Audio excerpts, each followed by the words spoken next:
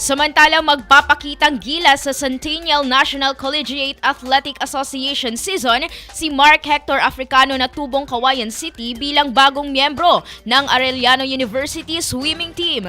Ayon kay Mark Hector, ang kanyang mga magulang ang nagtulak sa kanya upang ipagpatuloy ang pagpasok sa mundo ng swimming. Sa kanyang pagsasanay, ibinahagi niya na malaki ang naging pagbabago hindi lamang sa kanyang husay sa paglangoy, kundi pati na rin sa kanyang sportsmanship.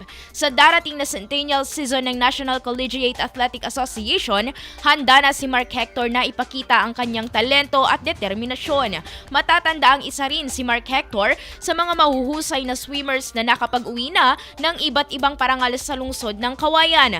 Samantala, nagpaabot din siya ng pasasalamat sa mga tumulong sa kanyang tagumpay, kabilang sina Mayor JCD, mga opisyal ng Cauayan City, kanyang mga coach, ka-team, kaibigan at pamilya.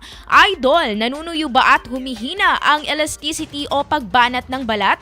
Bumababa ang fat levels sa ilalim ng balat, gayon din ang collagen availability sa katawan, kaya naman 50 pa lang mukha ay kulubot na. Para mapigilan ang mabilis na pagtanda, mag-DTX 500 na. Pinaparami ang cell regulators gaya ng retinols, peptides at growth factors para sa collagen metabolism and productions. Sa DTX 500, hindi lang balat mo ang magiging makinis kundi ang selula ng iyong buong katawan. Para maging healthy, mag-DTX 500 palagi.